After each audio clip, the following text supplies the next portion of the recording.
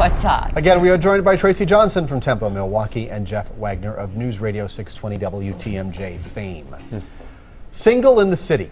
Men's Health magazine has ranked cities for men to meet single eligible ladies. Milwaukee, currently number 74 on the list. Madison, a lot higher at 18. I wonder why. Men's Health says they look at several issues, including fitness, divorce rate, education, and quote-unquote thrill factor. I mean, I get Madison because I look at that as a typical college town. Sure. But this speaks to the age, and I think Milwaukee is traditionally an older community. I think we educate people and then they leave to go get jobs, and I think in a lot of cases they come back to have their families, because that's the flip side of this research, that it's a great place for families. Well, right, see, and I think, I mean, look, I have several single friends who say they just have trouble meeting people. What it is that, you know, everybody's from here. You go to a place like Atlanta, nobody's from there. Here in Milwaukee, what you have is people, you know, you're born here, you grow up here. I think for people who do come in, you know, move in later in life, I think in some respects it's tough to meet folks because all the rest of us live here. Most of my best friends are people I've known since 5th and 6th and 7th and 8th grade. I think it is tough I think it's tough for people to move in because, you know, a lot of people already have their friends established.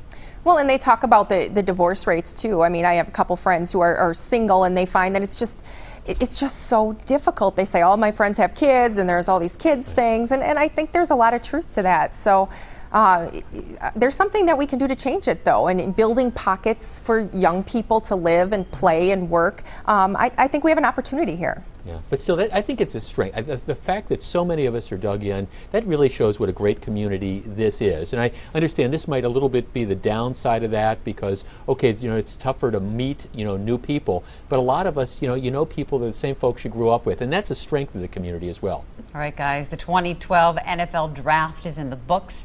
8 fresh faces will be joining the Packers come fall. 6 of those are defensive picks. A good move for the green and gold. It seems like they had a specific focus this time around. That could be improving the worst defense in the NFL. I tell you, a pass rush, perhaps. Well, I tell you something. Okay, Ted Thompson's been criticized in the past, but I got to say this. You know, you talk about this. To me, this is an A+ draft. Most of the national prognosticators say this was probably one of the top 3 or 4, you know, draft classes of the year. I think he did an absolutely tremendous job, and you're going to see it on the field in August. Super Bowl bound? Absolutely. Well, it's a young team. Mark it down. But they've always been a young team, and they have a great gift for building these young players and these young teams. I don't know if I can call the Super Bowl bound yet. Don't mark the tape on this one. Okay, no. But, okay, you know what the other good part of it was? Like almost all the national prognosticators say how great the Packers draft was. The Bears still suck.